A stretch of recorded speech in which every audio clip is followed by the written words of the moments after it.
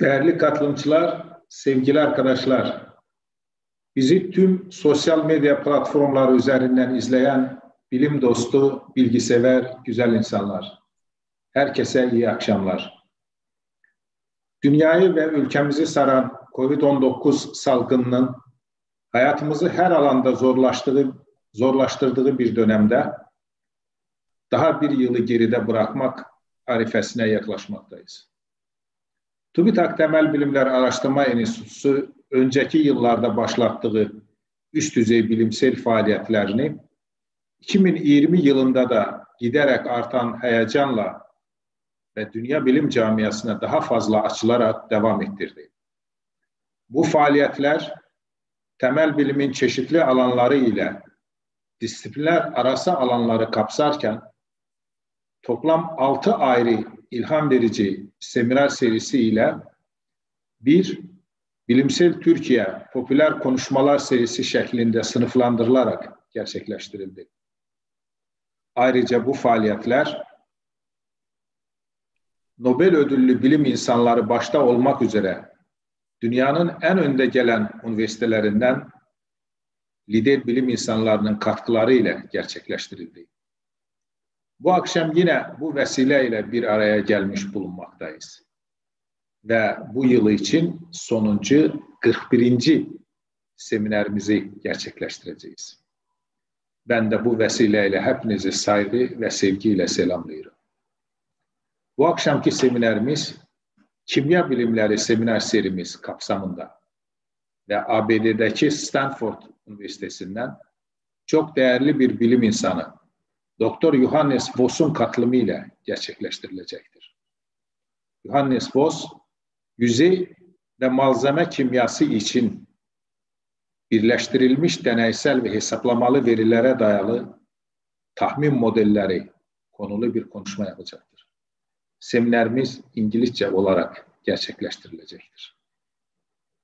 Dear Johannes, dear participants, dear colleagues and friends, a very warm hello everyone.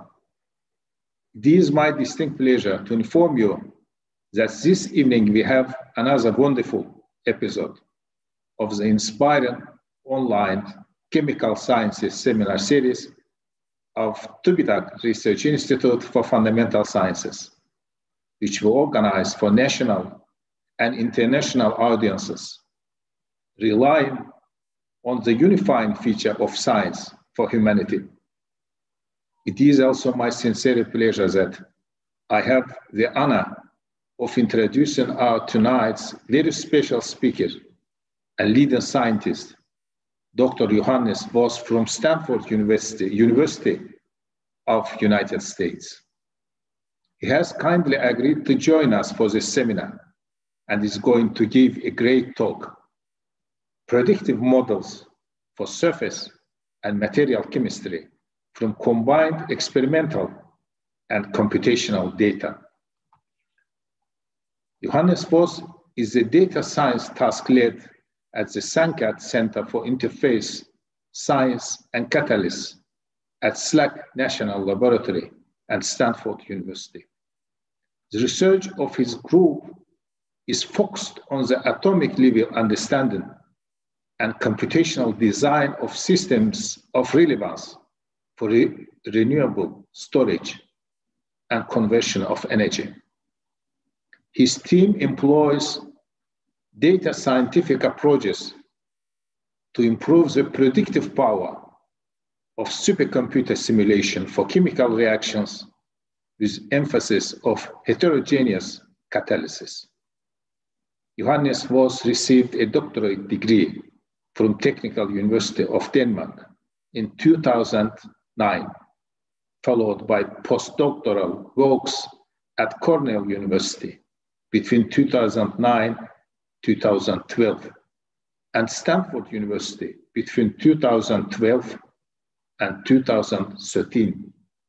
He was an associate staff scientist at SLAC National Accelerator Laboratory between 2013 to 2017, and with promotion to full staff scientist in 2017. With this, I want to invite Johannes Voss to the stage to begin his talk. Johannes, good morning. We are very honored to have you with us. Please begin your talk. Thank you very much for the very kind introduction, Alikram. Thank you for the invitation. Thank you to the audience for tuning in. It is my pleasure to be speaking to you all tonight. And let me share my slides.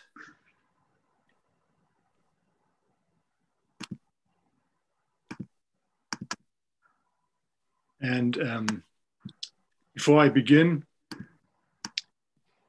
I'd like to, I appreciate that the audience of the seminar series is from a broad range of scientific expertise. So my talk is going to have plenty of introductory material and then a few of my own research examples. And since there still might be a lot of information to take in, there is this no,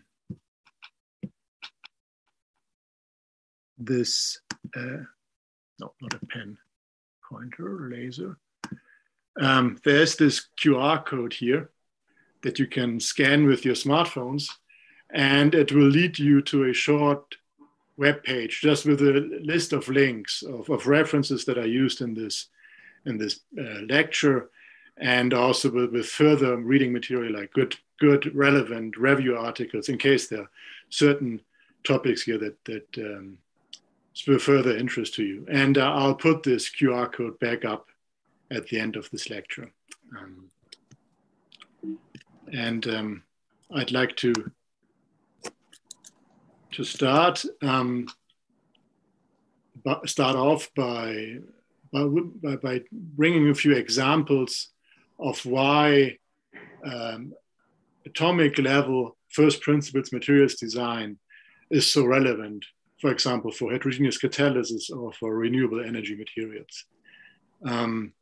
Shown here is the development of the world population for the last 100 years or so. And in red color is shown the fraction or the estimated fraction of the world population that would not have food if it wasn't for synthetic fertilizers as produced by the Haber-Bosch process. And one can see that ever since the Haber-Bosch process was invented, the amount of the fraction of the estimated fraction of the population that depends on it has continuously increased. And nowadays it's an estimated 50% of the world population that is the nutrition of which is sustained by synthetic fertilizers. And so this is really a very relevant catalytic reaction. And it's, for example, also estimated that every other nitrogen atom in a human body has seen such a Haber-Bosch catalyst. And this scientist here is neither Haber nor Bosch. This is Alvin Mitash, who did about 20,000 experiments on 3,000 catalysts to optimize the catalyst in the Haber-Bosch process that is used to split N2 that is taken from the air to then react it later down the process with H2 to form ammonia, the fertilizer. So there are really an enormous amounts of experimentation being done here to optimize a catalyst that is in principle still very similar to the one used today. So really amazing work. Nevertheless, let's see what theory can do here. So here's now a small figure where the conversion rate to the desired ammonia catalyst per second was predicted with first principles atomic level computer simulations. On the y-axis, there's an energy axis for the transition state on a stepped surface side, which is the active side on these transition metal surfaces for this reaction. And on the x-axis, there's the adsorption energy of nitrogen atoms.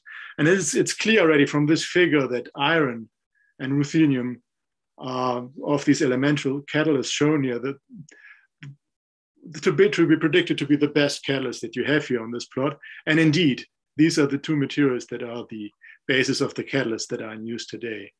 And there's ongoing research, though, how one can improve upon this process that was already optimized by Alvin Mitasch 100 years ago. And that is that the Haber-Bosch process requires very high temperatures and pressure, so that fertilizer can really only be produced in big industrial plants. And ongoing research is there to enable to do that in a distributed fashion on farms, so that only the fertilizer that is needed to fertilize the soil there is produced. So ongoing interesting research. That's one direction.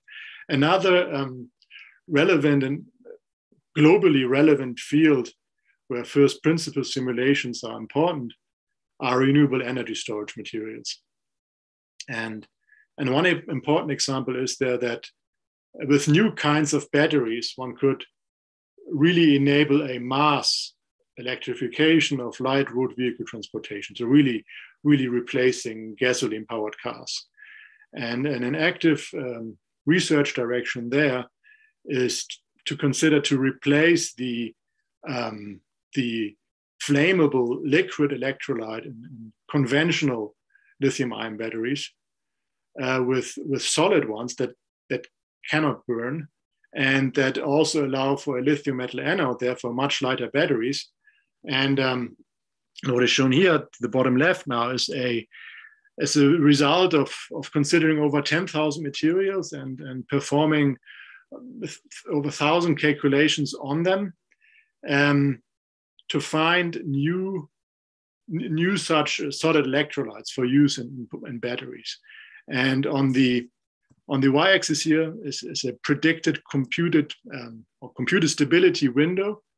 And in any kind of computational material screening study, it's always important to consider if a material is stable or not. I mean, it is important that these hypothetical compounds that are tested in a computer, that they can actually be made in a laboratory, or really in this scenario, for practical relevance, they must also be, one must be able to produce them also on an industrial scale and at reasonable cost. So stability analysis is always an important component of any computational materials design.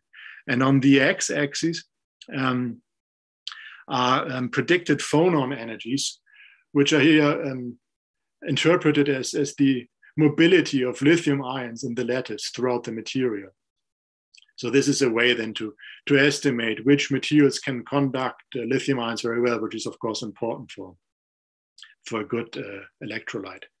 But besides doing high throughput screening studies, another application of such first principles applications actually to understanding a given material in more detail. For example, here is shown a time-dependent simulation study of ionic migration through another solid-state lithium-ion conductor, where it was found that surprisingly not only lithium ions are mobile, but also anions, which is not good. So that was an important finding.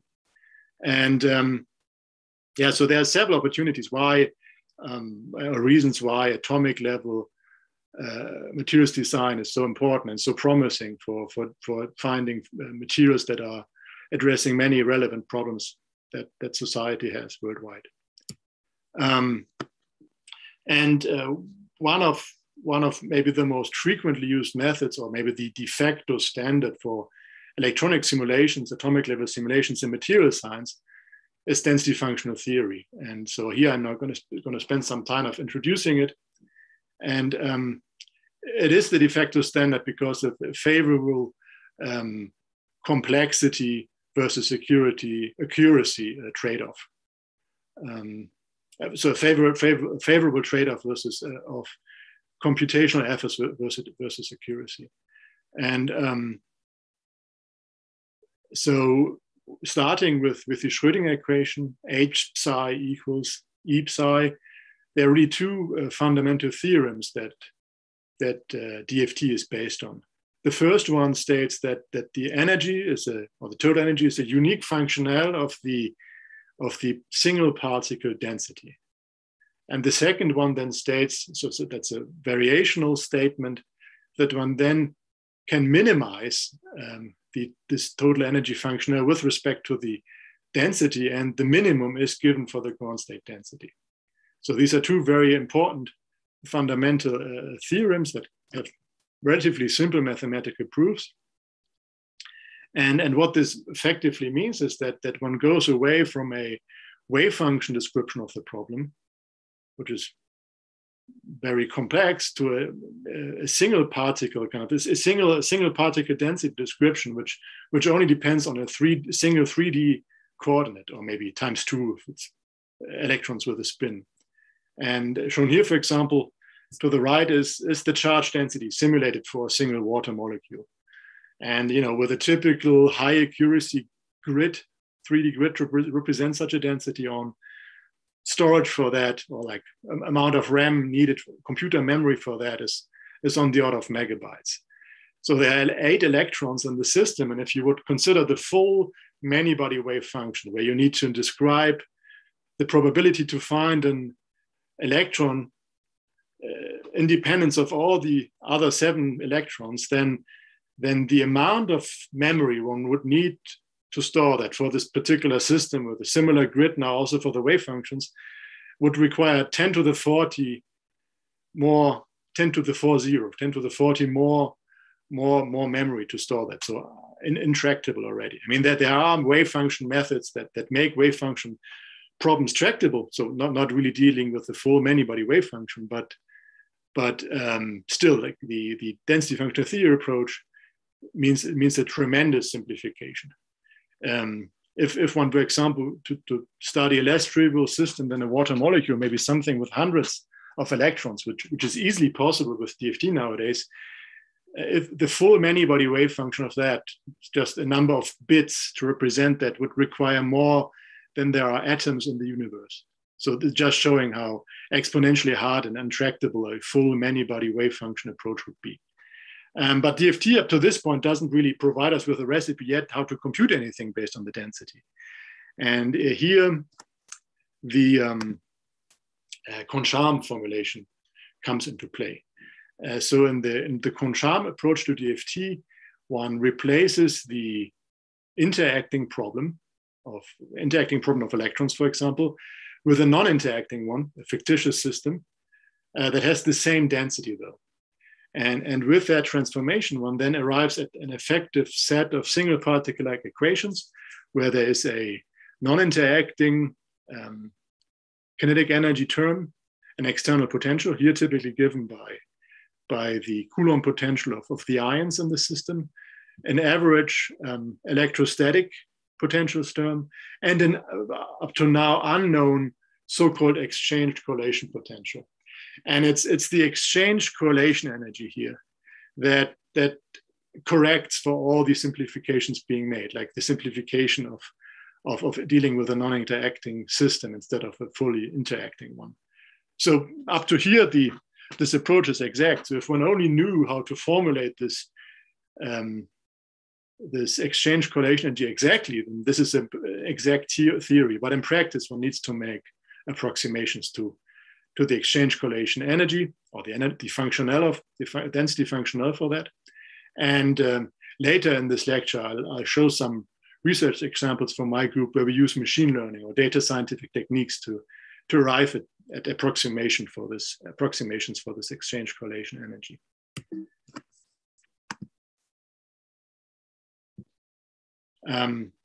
Now to make use of density functional theory, what one typically assumes or takes advantage of is the so-called Oppenheimer approximation that is based on the fact that nuclei are much, much heavier than electrons. And that means that a separation of nuclei and electronic timescales is possible. And one then assumes typically that when the ions move or the nuclei move, that electrons can adiabatically follow that, and they basically on a much faster or immediate timescale relax back to their new ground state density. And that means that there's a potential energy surface given by the electronic DFT solution as a function of the ionic coordinates. And it's a cartoon of that here shown to the right, just a 2D toy problem. potential energy surface.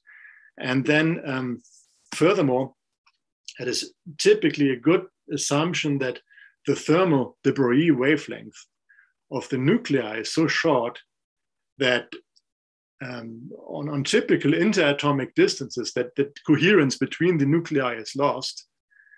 Hydrogen, which is very light, can be an exception, but typically one can assume that coherence is lost so that one doesn't need to solve any Schrodinger equation explicitly for the ions themselves. So there's no DFT on the ions. There's only really DFT being performed on the electronic degrees of freedom. And one basically thereby arrives at such semi-classical equations, which look a lot like Newton's law of motion, where the potential energy, though, is solved quantum mechanically for the electrons. And this is the basis of many of the important chemistry simulations that are done with DFT. So, one can take such a potential energy surface, subdivide it into a space of an initial state where the reactants are, a final state where the products are. Then there's a dividing hyperplane, the transition state. And based on these energetics, one can then make estimates of reaction rates. One can also go beyond this and not follow a particular path on a potential energy surface, but one can also compare different potential energy surfaces to each other. So one can, for example, take a lithium atom out of lithium metal and see how much energy it takes to put it as an ion into electrolyte in a battery. So with that, one can calculate, for example, how much voltage one can get out of a battery, what the energy profile of ions is over the battery, charge profiles, and so on. So very relevant for that field of research. And one can also very generally calculate relative phase stabilities of products and reactants of solid phases and molecules, and taking appropriate entropy terms into account, one can also deal with finer temperatures there.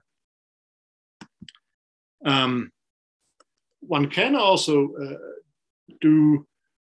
make predictions that are actually based on these Concharm single particle-like solutions. So if one takes the spectrum that comes out of that and applies so-called quasi-particle corrections to it, then one can actually interpret those energy levels as electronic or optical spectra, shown here for a material of relevance for photovoltaics. And it's relevant because as confirmed here by the simulations, it has a direct band gap, meaning it's the valence band maximum and conduction band minimum are at the same point in the Brillouin zone.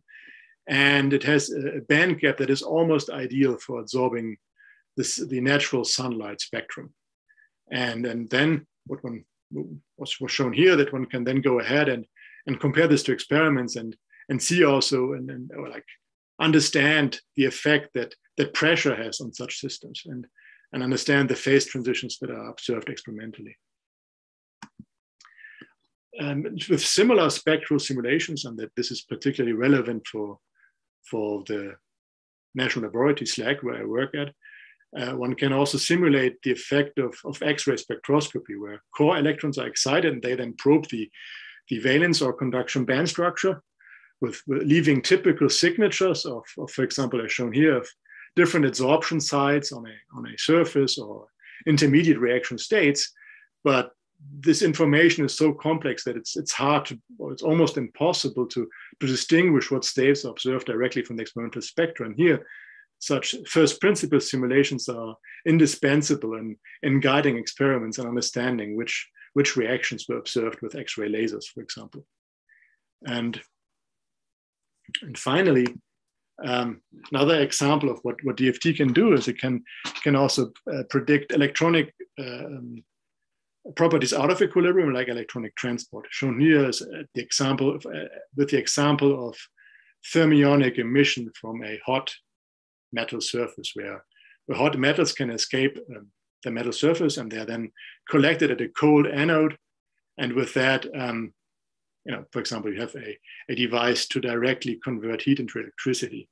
Shown here to the right is a comparison of such simulations of predicted thermionic current densities versus temperature to experiments, and another example where theory can explain experiment, or like reproduce experiments very well. Although for this example, one really had to go quite a few years back in history to find actually such experiments being done. Then if one has established that such an approach works so well on a few experimental benchmark cases, one can of course go ahead and do something high throughput, screen for many possible, for example, coatings of tungsten to lower its work function to make it a better emitter.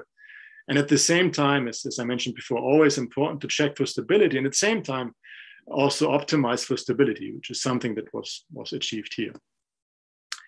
And now these were now a few examples of what one can do with DFT in general. Now I'd like to switch gears and talk a little bit about data science and machine learning. So there's now a growing number of databases which store increasing numbers of really high quality first principles computer simulation results, both for material science and for catalysis. And already just that this data is stored there so conveniently, and it can be queried very conveniently. Like, for example, one can say, need a band gap in this range, chemical stability, electrochemical stability window of that range. And these databases then already can give quite a few compounds that might be exactly delivering on those targets. So that is already very useful. But now that there's so much high quality and consistent data available, of course, it also enables training of machine learning approaches.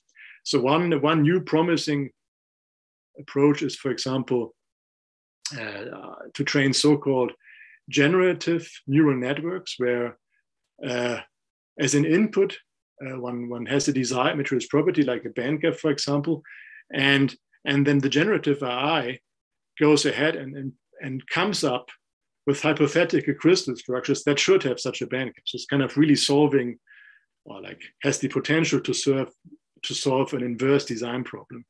Desired property, what crystal structure would give that? And maybe a more traditional application of machine learning here is to actually replace DFT, to take these large data sets, train machine learning on them, so that one doesn't actually need to run like DFT simulations anymore. DFT is very efficient, but it still requires supercomputers. So if it has a machine learning model that gives similar quality results much faster, one can then go ahead and study larger systems. So one can consider time-dependent simulations with much longer timescales than what are accessible with DFT directly. And finally, and this is a direction that I'm going to talk about a little later here in this lecture, one can actually also go ahead and use machine learning to improve the approximations within DFT itself, or generally to improve accuracy of the simulations. And there, what I'm suggesting here is to not only base this on these computational data sets, but to actually also involve experiments, because there's a number of properties where there is no higher level than DFT theory benchmark that could guide us. So therefore, there's a few cases where high quality experiments are crucial. So before I go into that machine learning part, I'd like to spend some time on the unknown part of the DFT functional that needs to be approximated, the exchange correlation energy. So as a reminder, it's this exchange correlation energy functional that is the to be approximated part that corrects for all the simplifications being made in the Concharm approach, such as having a non-interacting kinetic energy only and similar things, and average electrostatic interactions. And so quite generally, this exchange correlation energy can be written as an integral over the charge density, the electronic charge density, times an exchange correlation potential, times an exchange correlation energy density per particle. And this exchange correlation energy density per particle, again, is given by this Coulomb-like integral, where this H Concharm is the so-called Concharm exchange correlation hole.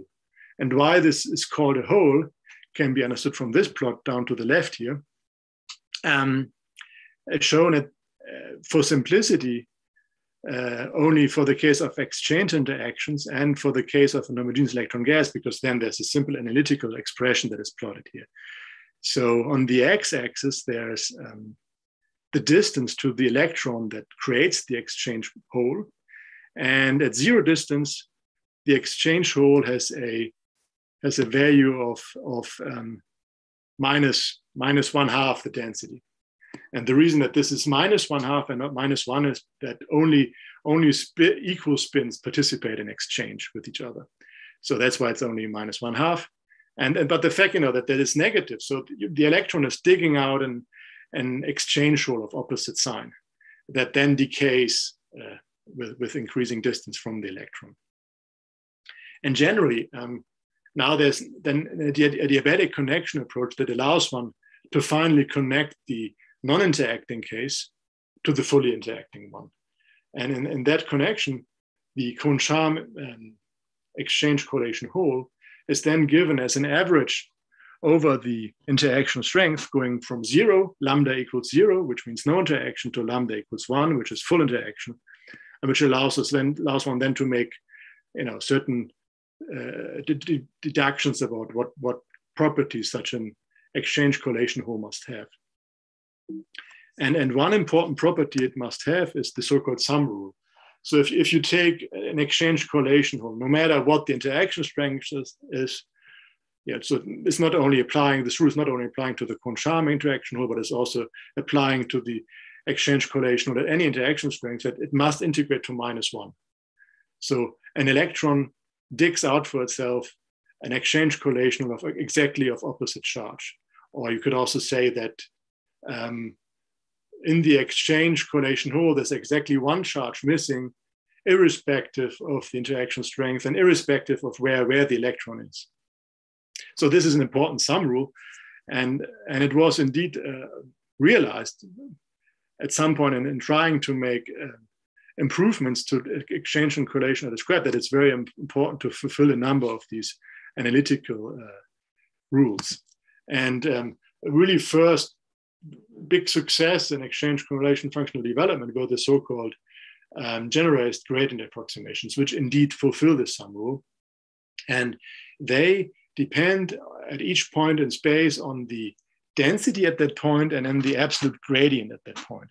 And it's a generalized gradient approximation because it's not a plain Taylor expansion. Those typically don't fulfill the required analytical constraints so that the functional works well. So it's a generalized one that can have more general dependence on these gradients. And the exchange part then specifically, which is something I'm going to focus on here, is written or can be written as the exchange energy of a homogeneous system times the density times an exchange enhancement factor. And this exchange enhancement factor is plotted here for the very famous and very widely used PBE GGA, where it is assumed that when the so-called reduced density gradient is 0, so there's no density gradient, that the system locally behaves like a homogeneous one, and therefore the enhancement is 1. So the exchange energy locally will be then be the same as the one of a homogeneous system, while for increasing gradients, the exchange is scaled up, so it's enhanced, hence the name of this function. And a general drawback of these GGA approximations is that they typically describe some properties well at the sacrifice of describing other properties worse. So showing in this simple plot here is the average error with respect to benchmark experiments for chemisorption energies versus lattice constants. And one can see that a function like PBE sol, like its name is already indicating, is very good for lattice constants, but it performs awfully poorly for chemisorption energies. And the other way around is true for the revised PBE, which was designed to be good for chemisorption energies, but it's at the price of poor lattice constants. PBE is somewhat a compromise. That is also part of the reason for its popularity. But for example, for the application of catalysis, this is kind of not satisfactory, because in catalysis one needs to describe surface reaction energetics well, but one also needs a good description of the bulk catalyst structure. So one needs something better. And what can help here are the so-called meta GGAs. And these meta GGAs, such trade-offs in accuracy are not necessary. And that is achieved by now having the exchange correlation energy functional also depending on the non-interacting Concharm kinetic energy density. And from this kinetic energy density, one can then now deduce at every point in space approximately what kind of chemical bond one finds oneself in. So is it a metallic bond? Is it more of a covalent bond? And therefore then the functional can adopt to that bonding scenario, being more bulk-like where necessary, or being more a surface bond-like where necessary. And for the exchange part of these meta GGAs, it then means that this exchange enhancement factor is not only a function of the gradient, but also of a reduced kinetic energy density parameter. And the exchange enhancement factor of a very famous meta GGA, the scan functional, is shown here. So it's plotted here versus reduced kinetic energy parameter and versus reduced density gradient. And what we can already note here is that in the simple GGA cases, it's typically that the higher the gradient, the larger the exchange enhancement. This is not true for the scan functional. So there, starting from a certain gradient on, actually exchange enhancement decreases, and it eventually goes to zero at infinite gradient. So this is very special. And this scan functional has been designed entirely based on very strict analytical constraints and norms, and it performs exceptionally well for bulk energetics, bulk lattice constants, also a number of molecular reaction energies. So it's a really well-performing functional. If one then goes to look at what happens with surface reactions, indeed, these meta GGAs can easily be constructed to both give good lattice constant and also, for example, describe a number of surface chemical bonds well. That was achieved here by us for chemisorption energies of hydrogen on late transition metal surfaces, as is shown here in this plot, comparing to experiments where surface scattering experiments of deuterium on copper are compared to simulations, showing that a new meta functional we made here works very well. Surprisingly enough, the scan functional, in contrast to its outstanding performance for other properties, does seem to be the worst functional here. So rises the question of which functional should one use for surface chemistry simulations. So this is kind of misleading. So we went ahead, or at least confusing initially. So we went ahead and benchmarked a number of density functional theory approaches and also higher levels of theory against high quality experimental benchmarks, where from the literature we have both numbers for chemisorption energies on transition metal surfaces and also for physisorption energies on transition metal surfaces. And shown here on the x-axis is the average error with respect to experiments in terms of chemisorption, and the average error on the other axis, on the y-axis, there's the average error with respect to physisorption. And the perfect functional would be down in the lower left corner here, showing no error basically with respect to those benchmarks. But of course, in practice, there are of course appreciable errors, and of the functionals that we have tested here, there are a few surprises. I mean, what is not surprising is that the RPBE function is very good for chemisorption, not good for physisorption, and the other way around. Like typically, van der Waals function is of course good for physisorption, but it's unfortunately strongly overbinding for chemisorption, or not surprising. What might be surprising at first is that a higher level of theory method, like a screened exchange functional, which also comes at a higher computational cost, like the HSEO6 functional, that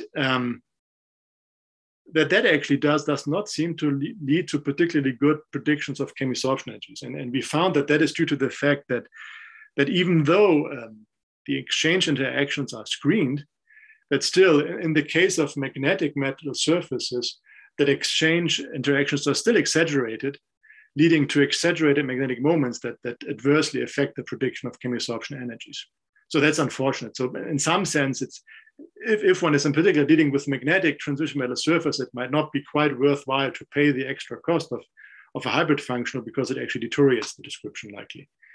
To some degree, unfortunately, this is even true for the scan functional. Also there, not quite to the same extent, but also there it turns out that to some extent, exchange interactions are exaggerated, also leading to somewhat enlarged magnetic moments beyond what they should be, also in terms of some more qualitative band structure analysis, also leading to somewhat worse chemisorption energies compared to, for example, the general purpose PBE, as you can see here. So we were, of course, surprised by that, but this inspired us to go ahead and take ingredients from the scan functional, which are analytical constraints, and combine this with data science to train a new functional which combines this world of exact constraints with empirical data, so we can arrive at a functional that is good both for description of bulk structures and other relevant properties and surface chemistry. And we call this approach the MCML approach, where the acronym stands for multi-purpose constrained machine learning approach. And we use several ingredients for this approach. So there are physical model constraints that are like a subset of those applied to the scan functional. And we use the same flexible meta generalized GGA space of exchange enhancement factors, where there's a lot of degrees of freedoms that can be optimized. And we combine this then with training data that are based on high quality experiments and also on higher level quantum chemistry training data that is in principle numerically exact. So such quantum chemistry training data does not typically not exist for solids or surfaces. So this is typically gas phase data, but this is very relevant data to include in our training. So how this works then is that we have an initial guess for a meta GGA functional that we implement the DFT code, and then we calculate about 700 different systems for which we have benchmarks. Those are then at fixed density trained against, so that the exchange functional is updated so that it would yield better predictions. And this new functional is then fed back into the DFT code, run these 700 systems again, so that again new predictions can be made and the function further optimized. So DFT is a very efficient first principles approach to electronic structure prediction, but it's still too slow so that one could do any training of the function on the fly. So that's why we do this intermediate step of predicting new energetics on a fixed density. That's very efficient and can be done on a laptop basically. But then it means we have to iteratively rerun DFT calculations with incrementally updated functionals that then eventually converge to the desired functional. And in terms of the constraints, what we take there is the homogeneous electron gas limit. So it is well known that to describe solids well, it's important that when one is in a gradient and kinetic energy regime that resembles a homogeneous system, then it also should yield the exchange energy of a homogeneous system. And that's what the first line represents there. Exchange enhancement of 1 means there's no enhancement. So homogeneous electron gas. On top of that, to get good elastic properties, as is described with indicated with the cartoon there, one also needs to describe the perturbation around that homogeneous gas limit well. And we recover that by properly having a curvature there that it matches the analytical exchange gradient expansion. So now as I mentioned, a big advantage of the meta functionals is that there's this kinetic alpha parameter that can basically detect locally which kind of bond one is in.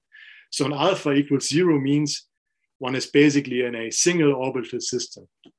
And maybe one of the most famous textbook single orbital system that one learns in quantum mechanics classes is the hydrogen atom. And of course, that has also a pen and paper solution to it.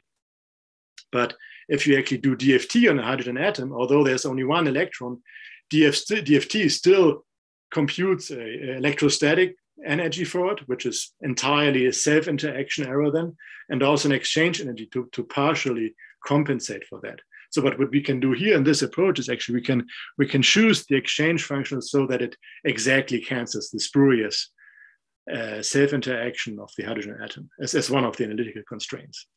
And beyond these constraints, there's also some bounds. So the exchange enhancement should never be negative, and it should also never overshoot the so-called Lieb-Oxford bound of 1.804. Our training data consists of a number of reference data. So we have experimental data from literature for chemisorption energies and physisorption energies on surfaces. Then there's a number of gas phase reaction energies, which are both from, in principle, as close to numeric correctness as possible in terms of gas phase reaction energies. And there's also a few high quality experimental numbers in there. Then for solids, we have experimental energies on what energy is gained by forming a solid from individual atoms. There's also a zero temperature corrected data for experimental data for lattice constants, and also for bulk moduli. So how fast the energy of a solid changes when when the lattice constants are rescaled. And on top of that, there's then some high quality quantum chemistry calculations of non-covalent interactions, where, for example, like big molecules are interacting via van der Waals forces. So those are very important training systems for dispersive forces on top of the physisorption energies on the surfaces. And with that, and after a few cycles of DFT and training, as described before, then we finally arrive at the functional that we call MCML. And the exchange enhancement factor of that is here compared to MS2, which is also a rather useful function that we used as our starting guess. So MS2 is what we ran first, and iteratively MS2 was turned into MCML and the famous scan functional. And what is interesting is that our starting guess, MS2, for example, did have this simple behavior that, as you can see on the two upper plots, that the larger the gradient, the stronger the exchange enhancement, while the training to data then showed that, rather similar to the scan functional, that exchange enhancement at some point should decay again. So this is something that actually came out of the data. It was not imposed as an analytical constraint. That's something that came out of the data fitting. But much more interestingly, is actually interesting to look at is actually the performance of this new functional. And as we had aimed for, maybe that's therefore not a surprise, it does outperform all other meta functionals that we tested on chemisorption energies. And this is remarkable because we managed to do so without sacrificing the good description of bulk properties that existing meta functions have. So our MCML functional is as good as predicting lattice constants as the outstanding scan functional is. And so with that, this is a promising functional for surface chemistry. But since we trained this functional on empirically on data, there's actually now also a way for us to actually predict the uncertainty in our exchange correlation model. So in the interest of time, I'm just going to summarize here that one can use Bayes' theorem basically to reverse engineer the probability of the model giving the data from the probability of getting the data given the model, and vice versa. So what that means is, what we can do is we know, of course, the residual error our MCML function has on our training data. And we can kind of use this, take this as an uncertainty and reverse engineer what kind of perturbations of the MCML function would reproduce this fitting error. And this is shown here. So the black lines are a few fixed alpha snapshots, you could say, of the exchange enhancement factor of the MCML functional. And the orange curves are now an ensemble of perturbations to MCML that reproduce the fitting error. And we can now take, first of all, we can see that, of course, that where the functional is physically constrained like it's enforced to hit the homogeneous electron gas limit, then there's no uncertainty.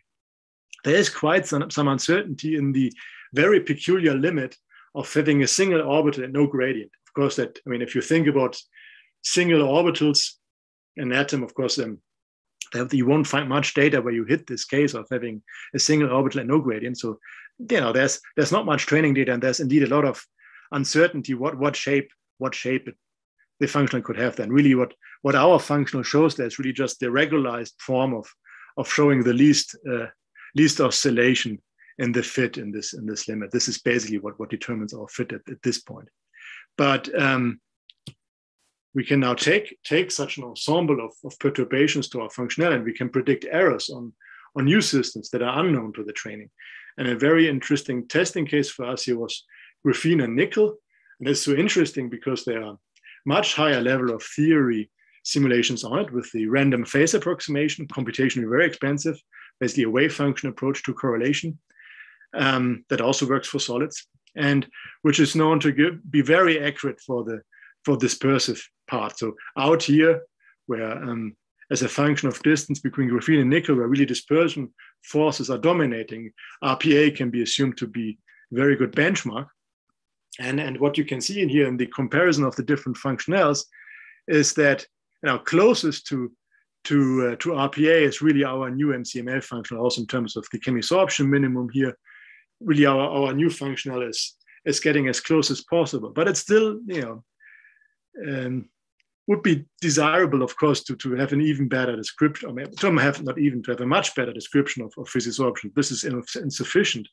And the reason that physisorption is described insufficiently is that non-local correlation terms are missing from the functional so far. So explicit non-local van der Waals correlation needs to be added. And this is what we've done next. So we started again with an initial guess for a functional, this time a meta GGA van der Waals functional.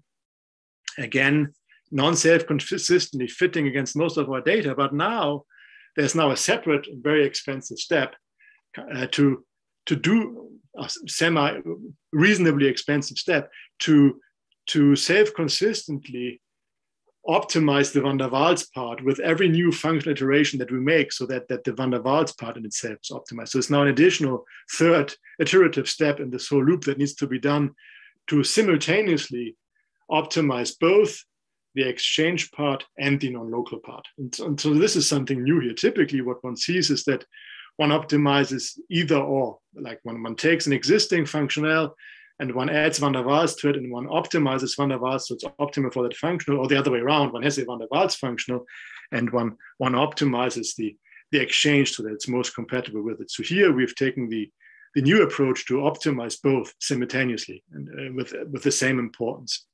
And this indeed has then, looking at this important example of graphene and nickel again, led to a functional that does describe, not having seen any of this data in the training, describes the dispersive part that is captured well by the random phase approximation relatively well. So it's definitely very close to that. And it also describes the chemisorption well.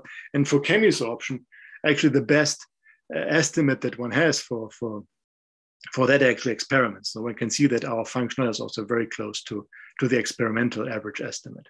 So therefore, we believe that this is a very promising functional if both chemisorption and physisorption need to be captured accurately in catalysis or other surface chemistry simulations. And at the same time, that there's a need to describe bulk structures as well at the same time. I think, how am I doing on time?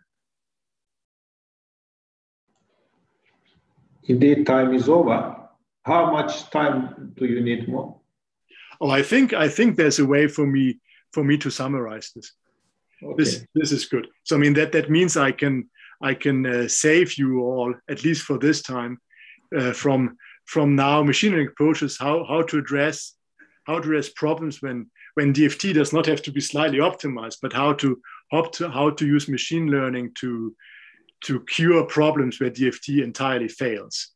And I think I'm just going to very briefly say that one famous example where DFT fundamentally fails is where you, for example, take a sodium chloride dimer and you pull it apart, and any standard DFT approach no matter how far you pull sodium and chlorine apart, they will never become neutral atoms. A little bit of charge of sodium, a little bit of electronic charge of sodium is always going to remain stuck on chlorine. And the problem there is an incorrect relative level alignment, which is due to self-interaction error in DFT, and which means it incorrectly would predict that the sodium chloride dimer would never dissociate. Something that is without self-interaction, like Hartree-Fock, does predict that such a dimer would dissociate.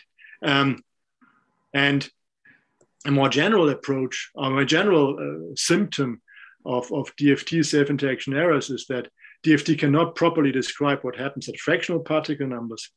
There, it is really a very simple quantum mechanical average, ensemble average, that dictates that at fractional particle numbers, one should have fractional occupation numbers, one should really have a linear dependence of the total energy between integer occupation numbers, as shown here in orange, while DFT gives such a curved line. And there are approaches both on the solid state side to fix this. There's also a very recent paper by a group from Google DeepMind, by Kirkpatrick and others, who train on such fractional particle number problems to actually address the molecular problems shown here to the left. And maybe in a future talk that you might hear from me elsewhere, you could learn more about what one can do with machine learning also to treat more of such problems in solid state chemistry. But in the interest of time, I'm going to jump to my summary.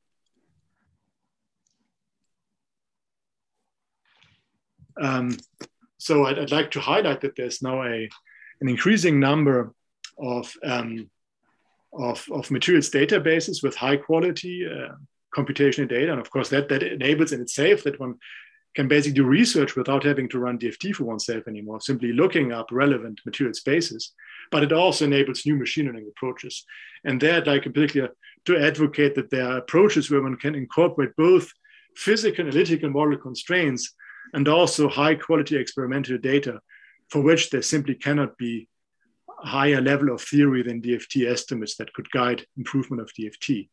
And finally, I'd like to advocate our new functionale that is already implemented in the standard library of DFT functionals, libxc. So if you want to try it out, I'd in particular like to acknowledge my collaborators here and there, Kai Trepte, Chris Brown, and Yasheng Maimaiti, who did all the functional development training work, the many benchmark calculations that were needed for that.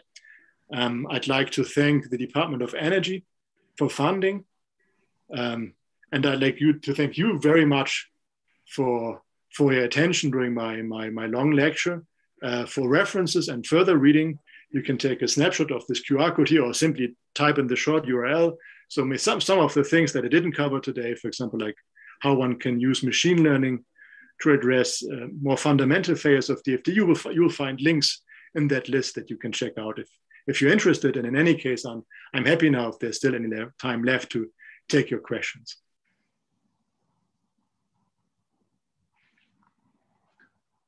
So thank you very much for this very nice and comprehensive talk.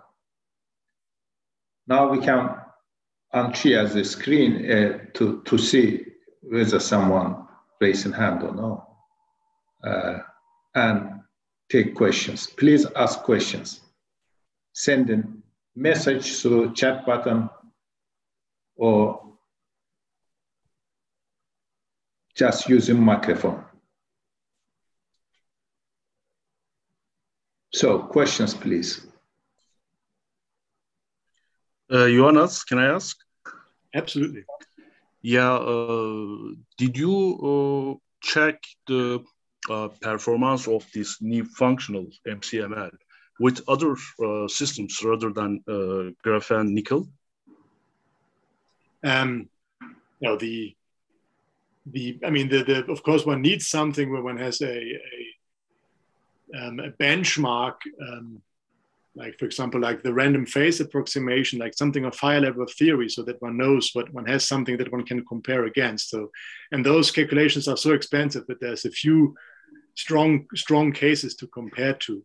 for that matter. But there are other systems that within the training that we compare to gas phase reaction energies, where it does well on. And unfortunately, for surface chemistry, there's, of course, those are hard experiments. There's so little, or so few data out there that it's hard actually to separate anything out. Of course, there's some regularization or fitting so that we don't overfit to it. But there's not many clear-cut testing cases. At least, of course, over time it will prove in general, maybe more in an indirect way, how useful it is. But such a strong case of graphene or nickel. I mean, if you know more cases, I'm happy to test this. But that was the most obvious that came up to us. And it's also very interesting because it has both a chemisorption minimum and a physisorption minimum. So it's a very delicate energy balance. That's why it's so hard to get right. And it was a good testing case. What about band gap calculations? Did you have any tests for that? We did not. So that was not specifically focused on here. So that this is, we take this to be a total energy functional. So for band gaps, the band gap is not necessarily directly really a fundamental. I mean, DFT in principle is a total energy method. And then one can go ahead, one can take the Concharm states, which in the first place, one should never interpret a single particle spectra, but it's the best we have often. So one does it anyway. And then one can apply quasi-particle corrections and get reasonable numbers, like for excitation energies, for quasi-particle excitation energies out of that.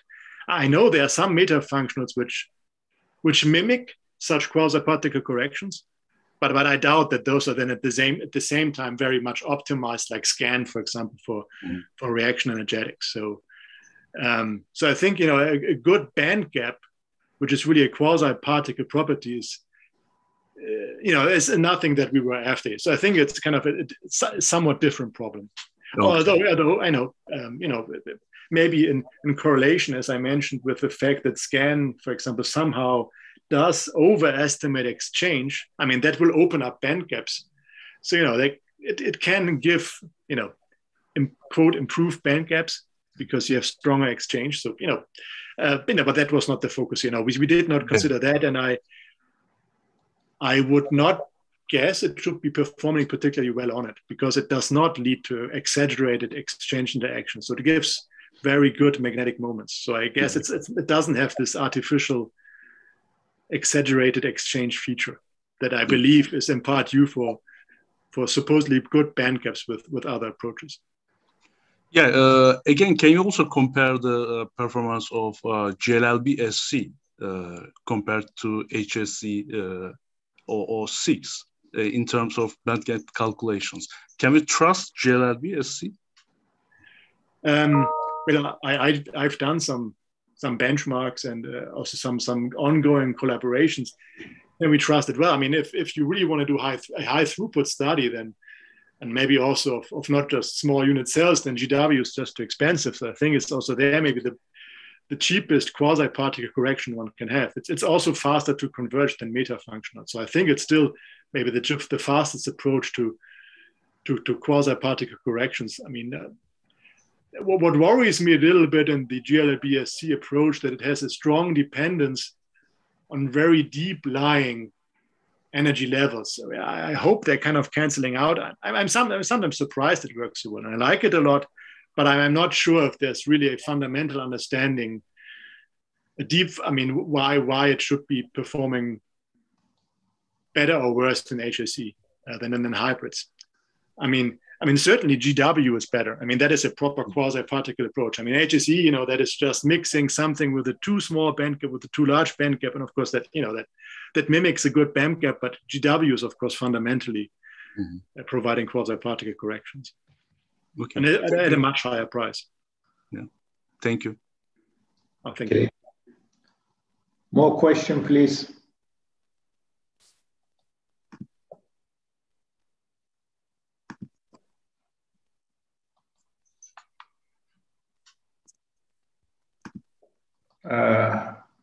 Johannes, we have one question in chat. Can you read it? Yeah. Oh, okay. And so the question is, what is the next step for an overall improvement of MCMA performance for a range of physical and chemical properties?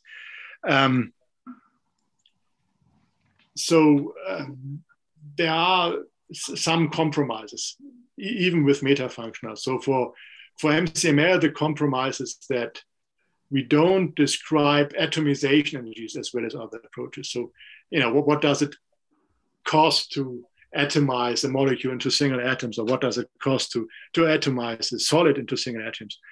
I mean, for our research, like material science or chemistry, it's not typically not relevant to know what it costs to form something from single atoms, but it's most relevant to know how different stable phases compare to each other. So we don't need to know, what it costs to bind a hydrogen atom relative to a hydrogen atom in gas phase, but rather to H2, because H2 is stable in gas phase, not a single hydrogen atom.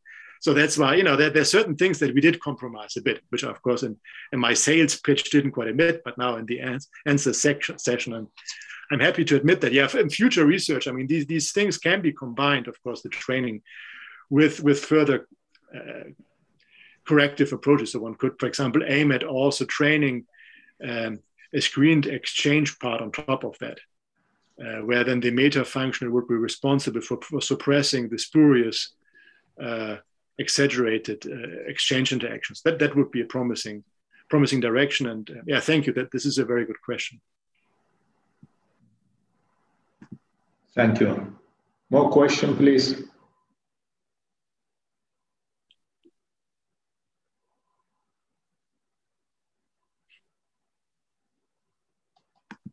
So it seems that no more questions.